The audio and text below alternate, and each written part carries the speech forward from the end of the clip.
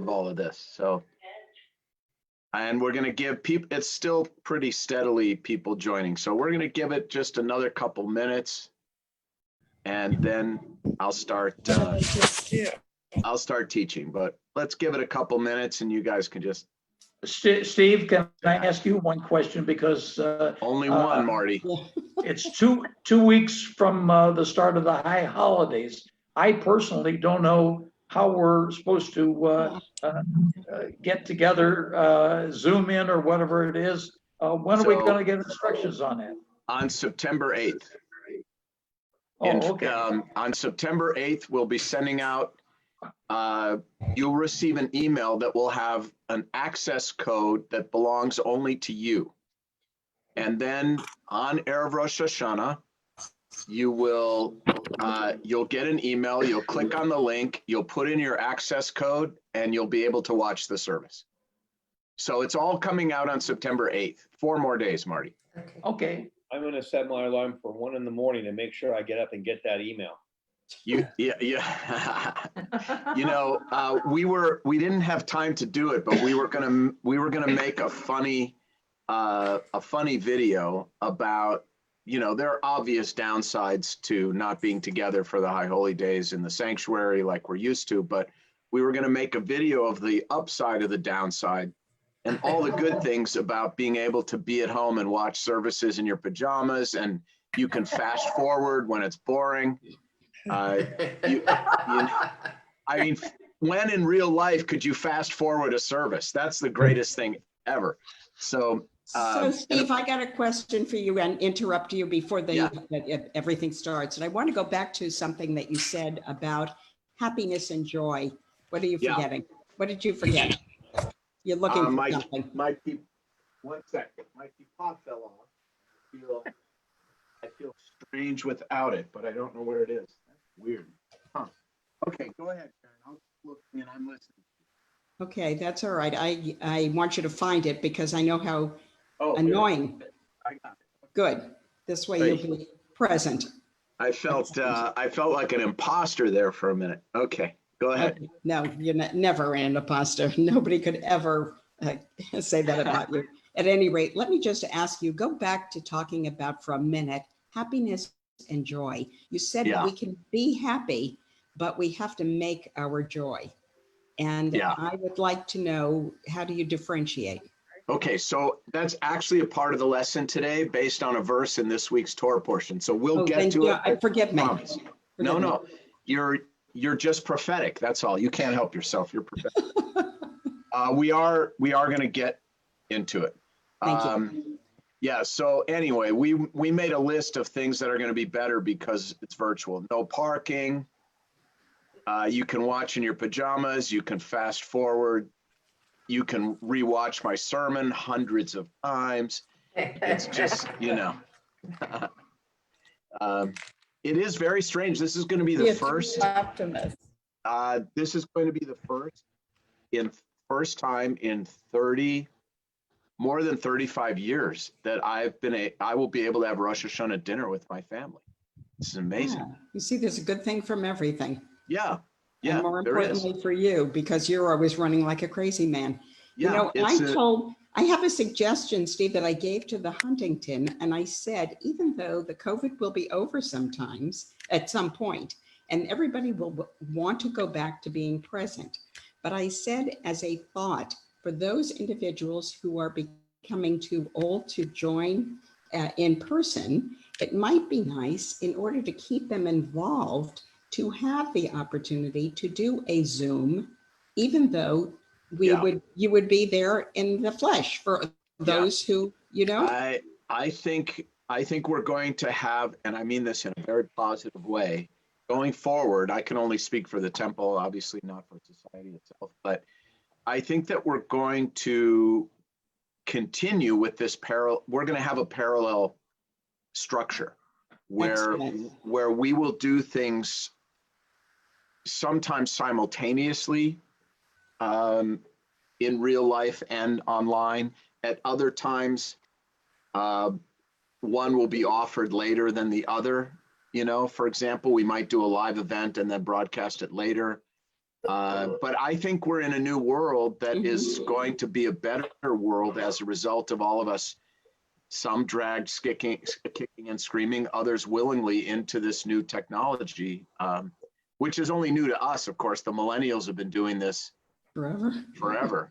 I'll just give you a little glimpse of my Kol Nidre sermon this year. It's so crazy, by the way, that my sermons are done. This is the most relaxed I have ever been before the High Holy Days, because they're done. We filmed them all and the sermons are done. It's crazy. But in any case, a little sneak preview of my Kol Nidre sermon. I'm going to be taught, I've written my own Al-Chet prayer for Kol Nidre, and it's called the Al-Chets of COVID-19, the sins of COVID-19. And there are many. One of them I talk about is my apology to millennials for maligning them for all these years, when in fact they have rescued us during this pandemic. So it's a boomer apology to the millennials, and I owe it to them, and they deserve it. So that's one of my Al-Chets. One of the things COVID has taught me is a deeper appreciation for my children's generation, because without them, this technology we're using right now wouldn't exist. And none of us could get anything figured out at home without younger people. Without them to help you. Listen, I'm just speaking for myself. I don't know about the rest of you, but if I didn't have a couple of millennials that I could text for help, I don't think I would have starved by now for sure. You know, so so it's pretty great. My son Aaron, I was talking to him about this, and I said, "You guys are amazing." And he looked at me and said, "What? Because we know how to get shit delivered?" I said, "Well, yeah." That's so Aaron. Isn't it? I said, "Yeah, exactly." But my 10-year-old granddaughter taught me how to use earbuds yesterday. So it's like, Yeah. So I've we reached another level in my age. a tip of the yarmulke to the millennials. I'll tell you that. They deserve it. Okay, let's get started, because it's such a fascinating, interesting Torah portion with so much in it to talk about. Let me just welcome everyone. It looks like we've kind of leveled off. So let me remind everyone to please mute. Please mute. Okay, everyone put yourselves on mute. And unless you're watching on your phone, let's put your phones on silent.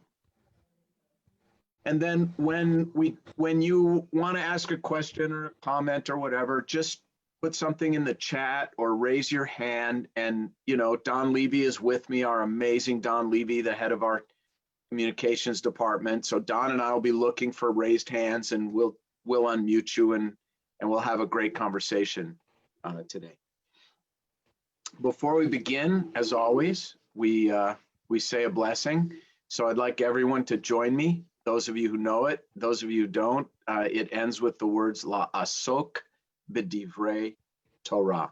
So please join me. Baruch atah Adonai Eloheinu melech haolam asher kiddushanu b'mitzvotav v'tzivanu La Asok B'divrei Torah.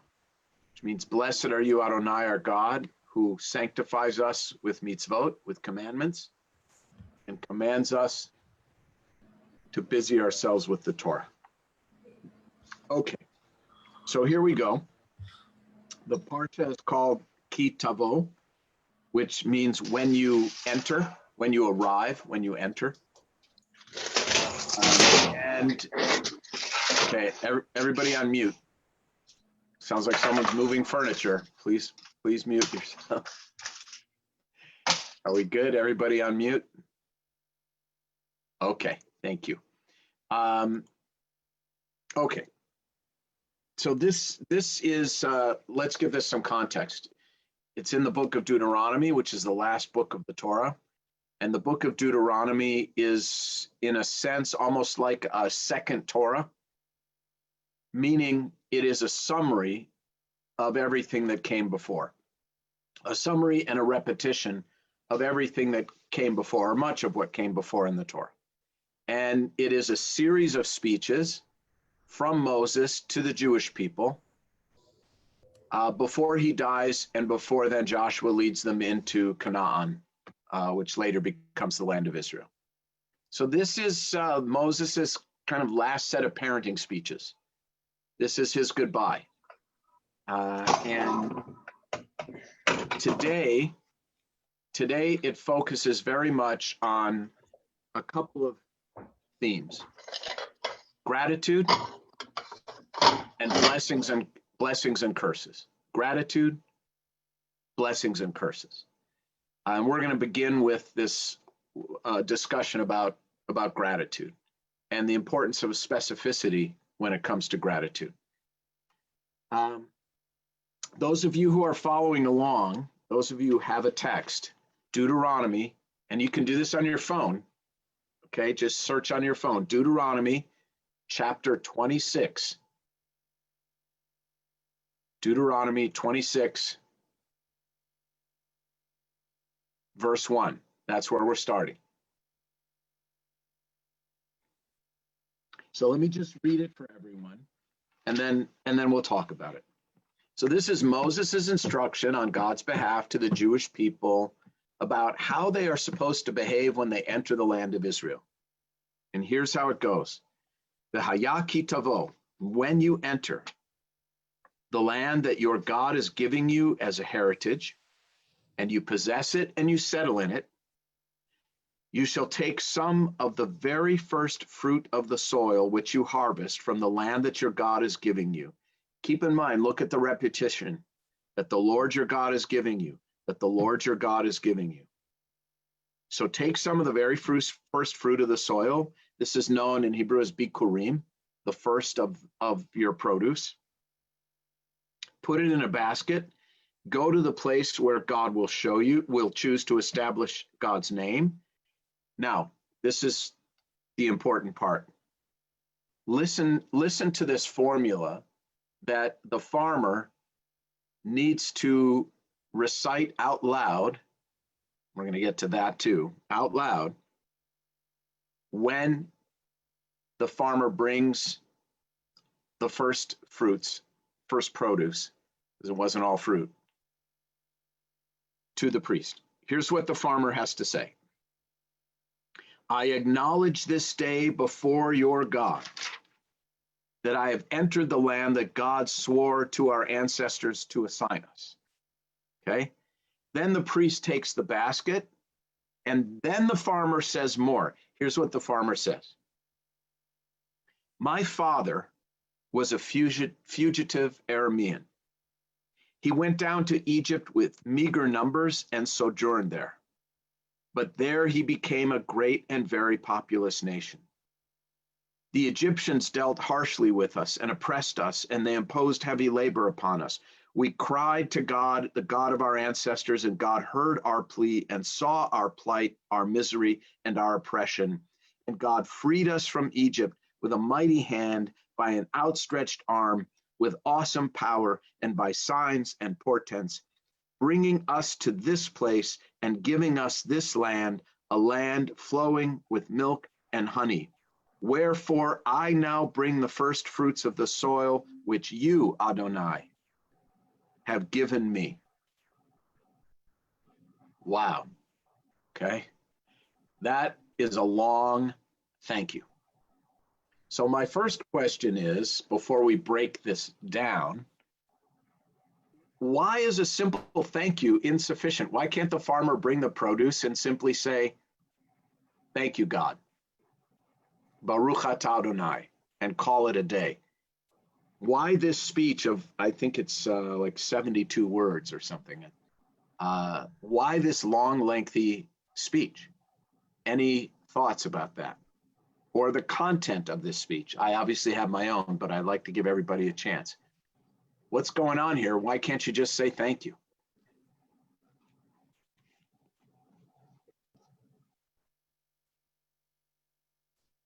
Those of you with your cameras off, if you want to say something, you're going to need to put it in the chat instead of just raising your hand. Any thoughts about this? Wow. Okay. You're usually not such a cowardly group. I'm surprised. So let me, okay, Merle, go ahead. You're Just unmuted. that I'm looking at the commentary and, Yeah. it's just that we're so grateful that we're dedicating all of this to thank God. Yeah, but what's Whatever wrong with just, for our survival at this point. what's wrong with just saying thank you? We appreciate God, what God has done for us so much that thank you, just, it's not effervescent enough, for lack of better terminology. Okay, so we're gilding the lily. Ivan, let's unmute you. You have to raise your hand. Okay, we're gonna unmute. Can we unmute Ivan, Don? I don't think I can be seen. I'm unmuted. Re- It Okay, seems go ahead.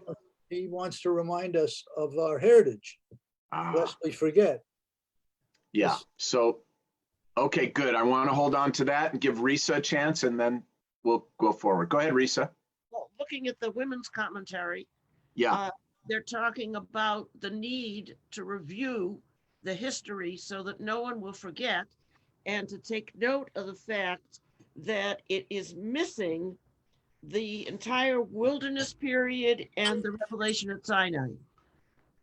So that's interesting. yeah, just so you know, Risa, how eclectic I am and what kindred spirits we are. Look what I have here in front of me. That's the one. Okay, it is interesting for what's not there. But okay, so let me just ramble for a few minutes about this. This is, in my view, an encapsulation of all of Jewish history. This is a reiterating not only of the Sinai experience, but frankly, this is how Jewish history has worked since its beginning. We are the children of immigrants. We are the children of the oppressed. We are the children of slaves. We sought refuge in a place in which we were not a threat to anyone. We became perceived as a threat. We prospered, by the way, in that diaspora. We prospered in that environment. We found a way to become successful and then became hated for that very success. And I think this is a not so subtle reminder that we should be grateful for what we have, because it is the result of the suffering of many. Can everyone please mute? Let's be sure everyone's muted, because we're getting a lot of background noise. Okay, thank you. So this is a recognition that whatever we have is the result of sacrifice and suffering of many who came before us. I think that's the first important lesson.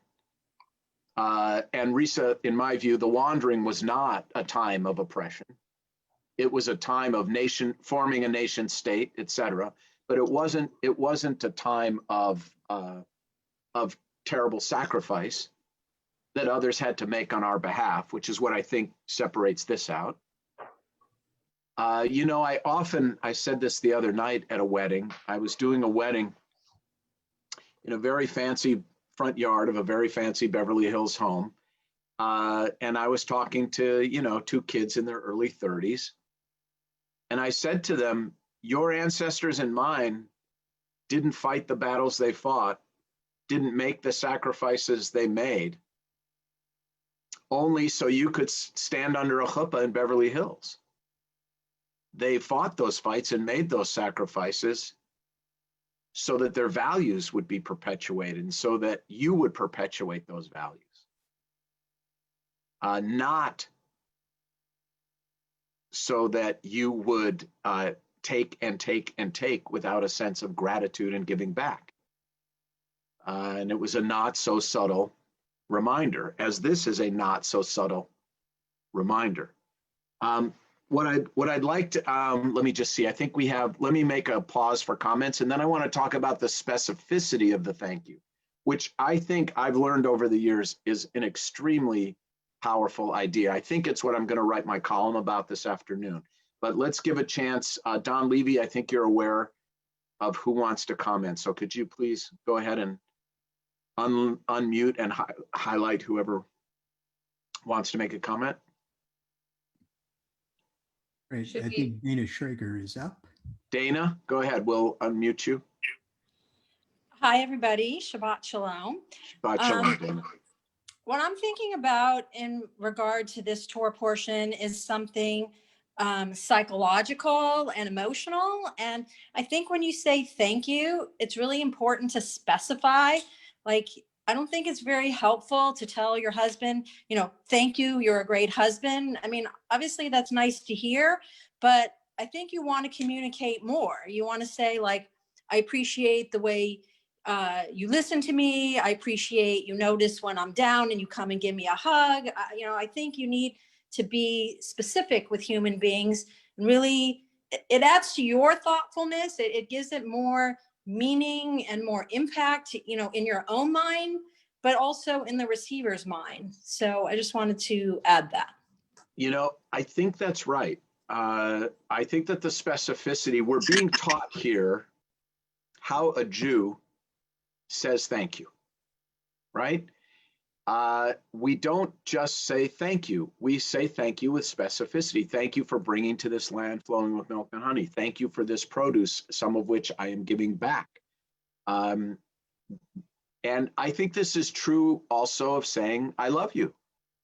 It's all well and good to say, I love you. But when we actually articulate the things we love about another person, it gives that person the opportunity to give us more of those things, reinforce those behaviors. I always ask wedding couples, Dana, I did your wedding, so this is true. I always ask couples, I say to them, I know you love each other, but let's talk about very specifically, what do you love about that person? And it's a different level of conversation, and it's a different level of intimacy. And it's actually easier to give a person more of what they crave if you know exactly what they crave, right? And here we have, I think, the paradigmatic Jewish thank you. It recognizes that we didn't get to where we are all by ourselves. It recognizes that what we have, and I want to get to that next, is not really ours. So let me ask in that way, why are we bringing these things and making these sacrifices to God when, for example, in Psalm 24, we're taught that the earth and all its fullness belongs to God. Everything belongs to God. So what is this? What's the big deal about giving something back to the person to whom it belonged in the first place? To me, it means that this whole system of sacrifice has nothing to do with meeting God's needs or God's wants. God has no needs. God has no wants. Because from the Jewish construct, it's all God's anyway. So this is not about fulfilling God's need. This whole system is about addressing a human need. The human need to be a giver, not just a taker. The human need to remember where we came from and to then proceed with humility and gratitude in the world. Right? What is this? My father was a fugitive Aramean. That to me is a very clear imperative that we should all remember where we came from. We didn't get to where we are all by ourselves, not a one of us. And I don't see this, by the way, if we want to be mildly political or at least connected to the news, I don't see this as white privilege. I see this as human privilege. There's not a one of us who is here because of our own design. There's not a one of us who has what we have entirely because of our own initiative. Initiative matters, ambition matters, hard work matters, but we are all standing on the shoulders of those who came before us, and we all come from very humble beginnings. And this is baked into the Jewish way of saying thank you. In fact, the very word Jew comes from the root word to offer thanks. To be a Jew is definitionally to be grateful, to count our blessings, to be generous. And it's all baked into this system. And yes, the specifics really matter.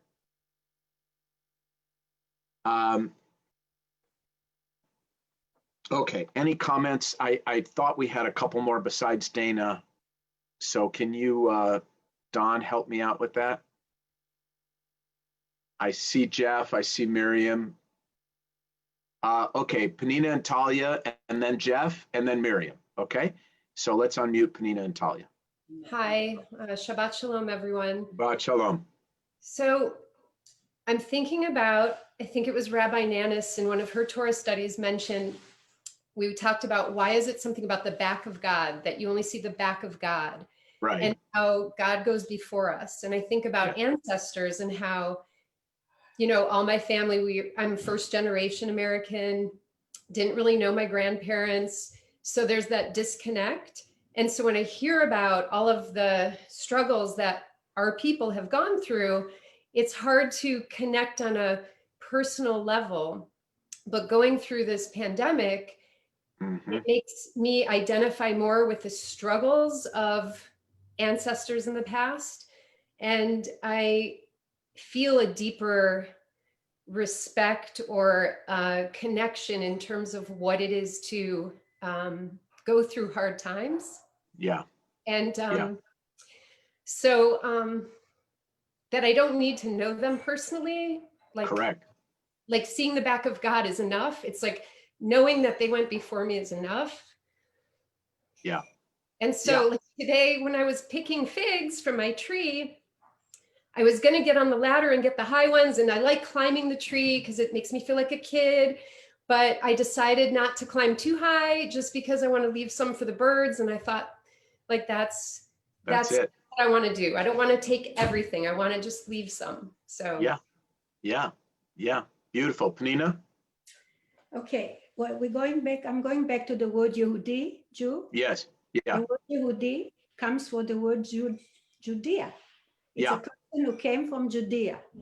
So but the shoresh, but Penina, the shoresh comes from the same root as Todah. Okay. And Hodaot. Okay. That's the point. Yeah. Okay.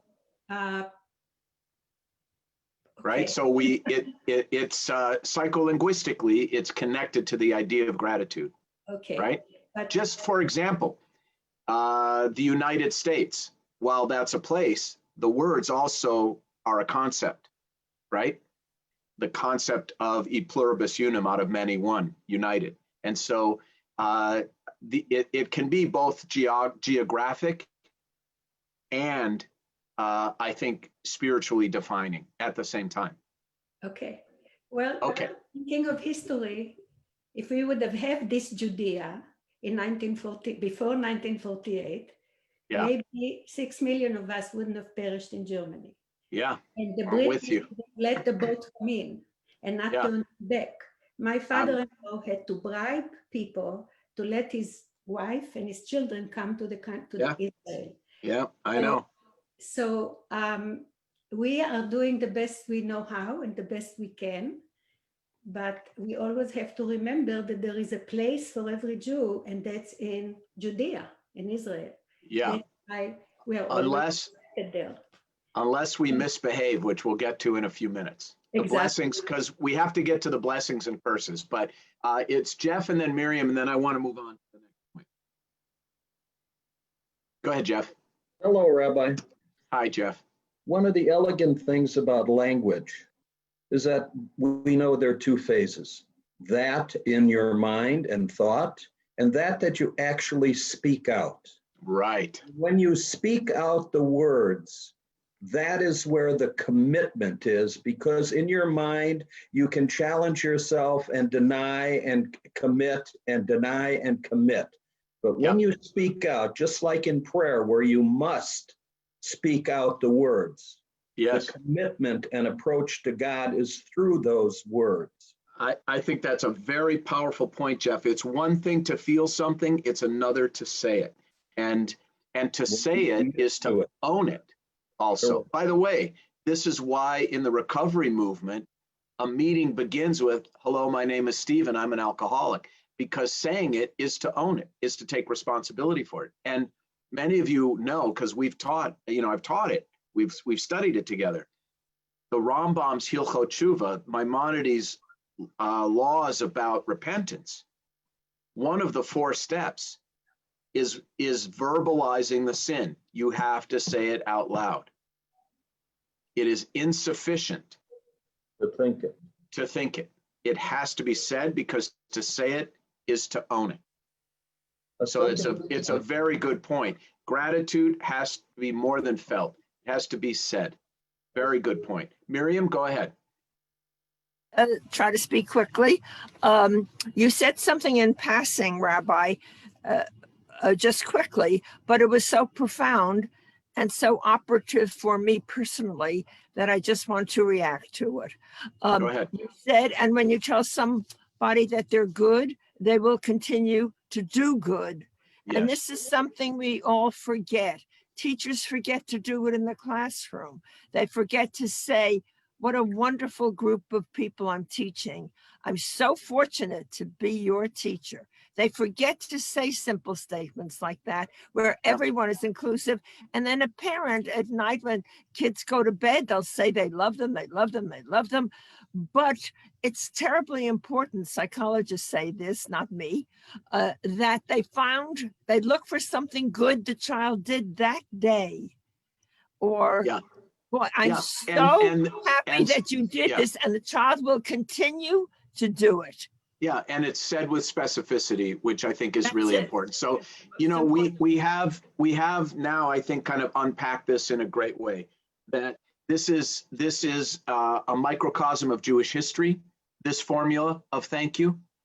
This is a way of that gratitude has to be expressed and lived, word and deed. That gratitude is ultimately about humility, that this does not belong to us. This did not come from us. We will not take it with us. The soil in which that fig tree is planted, the sun that shines upon it, the water, none of that is ours, right? We're tenants. We're not owners. Psalm 24, verse 1. The earth is the Lord and all its fullness therein, everything. And that gratitude is best spoken in specificity. So I think these are all really, really, really good and really important things. Now, let's get to Karen's question about joy versus happiness. For those of you who are following along, I want to look at 26:11, chapter 26. Well, let's go to 10 and 11, verses 10 and 11.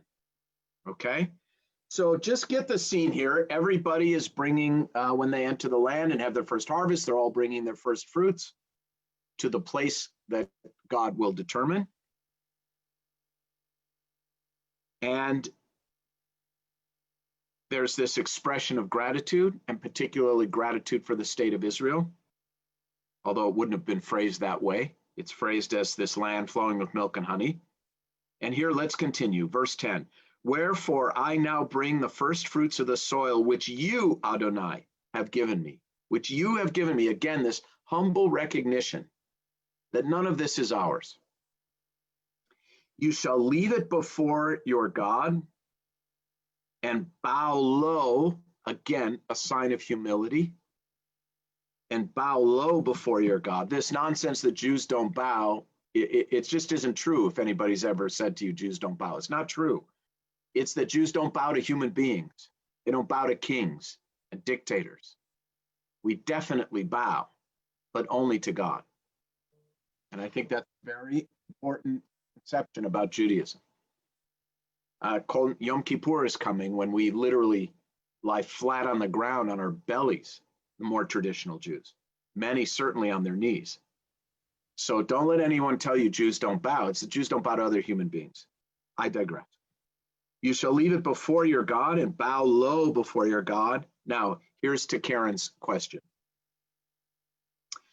V'samachta b'chol hatov, and you shall enjoy or be joyous together with the family of Levites and the stranger in your midst, all the bounty that God has bestowed upon you and your household. So, to Karen's question, I wrote a Shabbat message a couple of weeks ago about the difference between happiness and joy. It was a kind of a redacted version of an article that I wrote for Time Books. They do these special editions, the science of Alzheimer's and the science of mindfulness, et cetera. They're doing one on the science of joy, and they asked me to write a piece about joy from a religious perspective. And in it, I make the case that religion differentiates very clearly between happiness and joy. So this word, this samachta, you might recognize simcha, the word simcha, or smachot. This is the Hebrew word, the biblical Hebrew word for joy. It is not the word for happiness. The word for happiness is ashrei. It's a different word. And this word, simcha, is used only in connection to communal endeavors.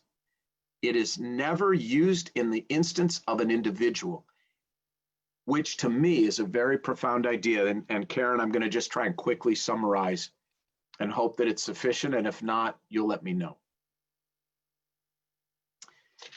Let's start with happiness. Happiness is something that in a biblical context, you can stumble upon. It could just happen to you. It's sort of like luck. I said in the article, it's like winning the lottery and you didn't even buy a ticket. And we all know there are moments like that in life. In fact, there are many of them where I guess we would call it a pleasant surprise. That's happiness. Joy is never a surprise. I mean, it may be surprising how wonderful it is when you're hoisted up in that chair at a wedding, right? You may be surprised at how joyous it is. But it's never a surprise that there's joy, because joy is the end result of something that we have worked very hard to achieve. And it is always something communal. It is always something beyond ourselves. The happiest, I should say, the most joyful people are people who have a sense of being engaged in something greater than themselves. This comes from Martin Seligman, the father of positive psychology. And he talks about the three kind of levels. He uses the word happiness, but in a religious context, I think it would be joy. There are three levels. And the highest level of the first level is simply having your basic needs taken care of: clothing, shelter, food, etc. If you don't have that, you have no happiness and you have no joy. The second level is what artists and athletes call flow. Let's mute. I'm getting background noise, so let's please be sure everybody's muted. Don, can you make sure everyone's muted? Thank you. Okay. The second level is what artists and musicians and athletes would call flow. When you're engaged in an endeavor that is transcendent, that just removes you in that way. But the third and highest is the person who has that feeling of transcendent meaning in it, and it is related to something beyond oneself. It is related to work beyond one's own benefit and beyond oneself. It is communal, it is plural. So these events in the Bible that are communal in nature and that involve hard work and sacrifice. Let's think about this for a minute. What did it take for this farmer to have this basket of produce? First of all, this farmer is the descendant of those, as we've learned, who had to endure 400 years of slavery, torture, exodus, wandering, uncertainty, conquering of a new land, planting of crops, harvesting of crops, and then the giving of that produce happens in a communal setting. There are 3 times a year in the Torah when people make a pilgrimage to Jerusalem and bring produce and animals and offer sacrifices. And in the article, I called it a big barbecue with God, a big family reunion barbecue with God. And these are called Zman Simchatenu, times of joy. The rabbis use that word, Simcha. They don't say times of happiness, they're times of joy. So if you think about in your own life, the moments that you have felt really not like surprising, oh, I won the lottery, or gee, I got lucky today, but moments of real and transcendent joy, I will bet you those moments are the end result of very long and difficult journeys and sacrifices. And those are moments in which you were not alone, but you were with others in celebration. That I would bet on that. And if you really think about it, that's the case. And so, Karen, I can't see you. Let me go to a different screen. So there you are. Does that make sense? Let's unmute Karen, Don.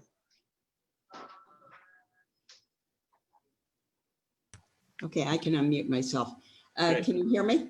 We can, yes. Yeah, I heard you as well, and I tried to grasp and grapple and put my arms around and my head around the difference, which is the difference between the happiness, because I think the happiness is something that is planned, but the joyfulness is a result of the labor, the work,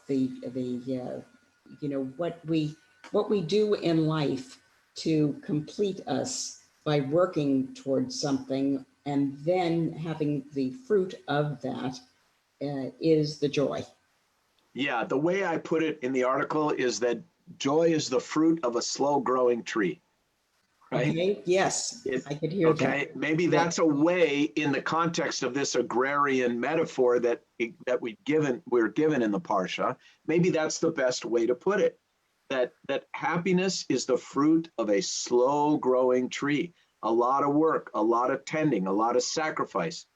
And then we reap something known as happiness. And greater than ourselves. Yes, and it is always, that's the point, Karen. Happiness is the feeling that comes from, it is always dependent upon something greater than ourselves, something beyond ourselves, something shared communally, right? You know, dancing alone might make you happy, but dancing with another human being is joyous. Right? Maybe that's the way to put it. You can't have a hora by yourself. You can play Hava Nagila right now. It's not that great, right? It's right. An example of that, Rabbi, would be 9-month pregnancy and the delivery of your baby within your family. The greatest joyous moment a family can have. Yes. Yes, and it is, and it is, by the way, often the result of many failures, many failed relationships, sometimes failed attempts. It's a long road for those of us who are fortunate enough to find the right person. That's a long road, and we all know that the birth is just the beginning. I think actually, look, I'll just tell you personally, kind of a little behind the scenes. I've been a rabbi for 34 years now. And when I started, I was very young. And when I was officiating at weddings, I was under the chuppah identifying with the couple and with their joy, which was very real. Now, when I'm standing under the chuppah, I'm looking into the eyes of the parents of the bride and groom. and I'm identifying with their joy because my kids are at that age, right? And I will tell you, now maybe this is because I'm now at that age, but I don't think so. I think the joy of the parents is greater than the joy of the bride and groom. I really do. Or at least, I can't say greater, I will at least say, I think it's different. It's very powerful. I'm looking at in the eyes of the parents, not the bride and groom. To be frank, the bride and groom don't know very much yet, right? But the parents, I mean, that's joy. That is the fruit of a slow growing tree, isn't it? For those of us who've struggled to raise children, and that means all of us who have children, because it's a struggle. So, place where the energy of your life gets bestowed. yes, and where you have this sense of purpose beyond oneself, because you feel like, well, I think this is almost biological, that your DNA literally is going to be perpetuated, but it's much bigger than that. So I think actually the joy of the parents of the bride and groom is greater than the joy of the bride and groom, because it is this process and it is together. You know, it's something that we're in together. So that, and here's an example of it. You shall enjoy together with the family of the Levite and the stranger in your midst, all the bounty that your God has bestowed upon you. It might make you happy to have things all to yourself, but it will bring you joy when you share, right? And that doesn't mean that happiness is selfish. It's just not the same order of magnitude as joy. And I have talked many times in this class about sacrifice and the idea, the Jewish, very uniquely Jewish idea, that sacrifice is not a loss, but a gain. It is not a net loss, it is a net gain. And that, where's Penina, my Israeli? So Penina, you know, korban comes from the word karov, to be close, to be near, right? That sacrifice is a gain. It's a plus, it's not a minus. It's addition, it's not subtraction. So, and I'm not even fundraising today. I just really believe that. Okay. Now I want to move on. Let me just see what time it is. Oh, there's never enough time. Okay. I want to move on to the final major theme of the Parsha, which is this whole business of blessings and curses. We have in this Parsha, last week we had a long list of commandments. This week we have a long, long list of blessings and curses. And this is an encapsulation of what scholars call the Deuteronomic formulation. Deuteronomic, from the Book of Deuteronomy, which means second teaching, formulation. And they mean this in a theological context. So I'm going to grossly oversimplify the theology of the Book of Deuteronomy right now, but it's accurate, okay? If you obey, you will prosper. If you disobey, if you sin, you will suffer. That is Deuteronomy. That is the Book of Deuteronomy. It's that old time religion. Obey the word and the will of God, and you will prosper. Hence this list of blessings that we have toward the end of the Parsha. And if you disobey, you will suffer. You will be punished. Okay, Jeff? I think. Sorry, you're muted. Let me try to unmute you. Got it. Go ahead. Oh, try again. Go ahead. I think the failing of that comment is not emphasizing that blessing and curses are choices, and that the Yetzer Hara and the good intention put tension within you that forces you to make a choice and choose an action, because we are subject to the fact that Judaism is an action-oriented religion and all value is based on that. Yeah, the problem though, Jeff, which we cannot avoid, is the suffering of innocent people. People who did not make bad moral choices, but suffer nevertheless. And that is, as the British say, therein lies the rub. And I want to talk about that now. I by the way, have to drop off right at 1 because I have another important, not as important as this, but still important Zoom. So I'm going to move quickly, but Jeff has framed it for us beautifully. You know, the problem with this Deuteronomic formulation of, yeah, if you sin, you're going to suffer. And if you're righteous, you're going to prosper is, you know, to put it very simply, in a great title and an okay book called When Bad Things Happen to Good People. But we all know bad things happen to good people, and worse, good things happen to bad people. So what do we make of this? Right? Now, there is certainly,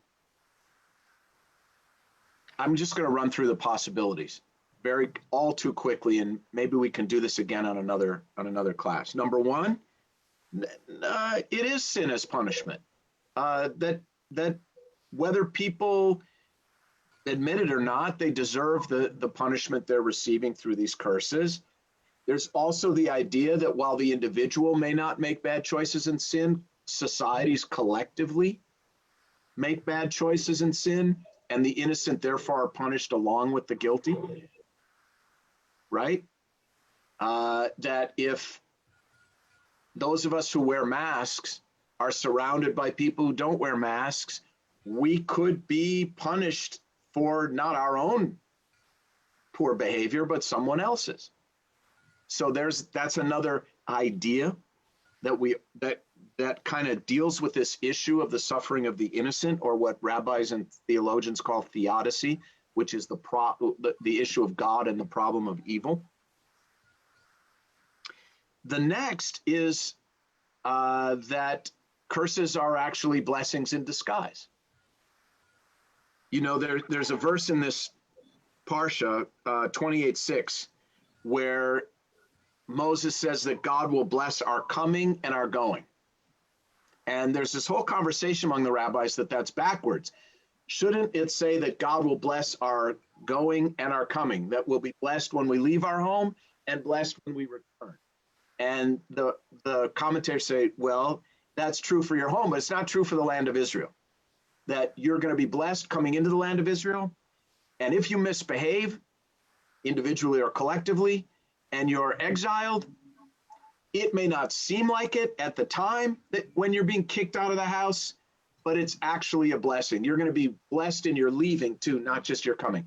And the rabbis say here, look, this is saying that even punishment has its value and is its own kind of blessing in disguise.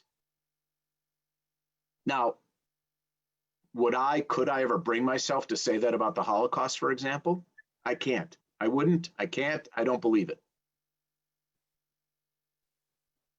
But that being said, I will freely admit that some of the dumbest things I've ever done have taught me the most important lessons. And some of the worst things that have ever happened to me have turned into the best things that ever happened. So I can't entirely dismiss this either. And I'm not advocating for one or any of these views. I want to just lay them out for you. We all have to draw our own conclusions. Another point of view is that when innocent people suffer, it's only apparently suffering because we don't see the whole picture. This is God's answer to Job, of course, right? You're only human. You don't see the bigger picture. And yeah, what's happening to you seems senseless or capricious and unfair. But if you had a God's eye view of reality, you would understand how what's happening to you fits into this larger sort of cosmic justice. In other words, cosmic justice and earthly justice are not the same thing. And that's why human beings don't understand what's good for them. Another point of view. And I want to conclude with something for all of us to think about. And let's just wrap it in the Holocaust, which is always the worst example or best example of this idea of unjust suffering. It is a legitimate theological problem that we each have to face in our own way, even if facing it in our own way results in us simply accepting that it is beyond our ability to understand, which is where I am. I don't have an answer for you. I have to let this stand. I don't have an answer. However, what I reject is this idea that somehow all of this suffering, it disproves faith in God. And to use the Holocaust as the example, because it always is the example, I don't think the Holocaust disproves the existence of or faith in God. I think what the Holocaust disproves is faith in a godless society and godless leaders.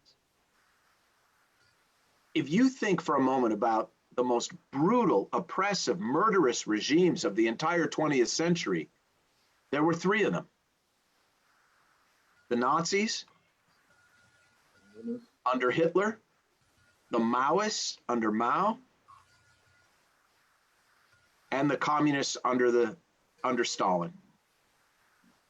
And those were the three most murderous regimes of the 20th century, and they were the three that were godless, definitionally godless. So to me, the Holocaust doesn't make the case against God, it makes the case against humanity without God. And I'd be happy to debate anyone on that point, just unfortunately not today. And to add to that perspective, I would say, and this is not me, this is the great Milton Steinberg, probably one of the 2 or 3 greatest rabbis of the 20th century who died young. He wrote the book As a Driven Leaf, for those of you who might have read that. What he said, I think, is quite profound, which is that it's true that the believer has to wrestle with and account for the problem of evil. But the non-believer has to explain everything else.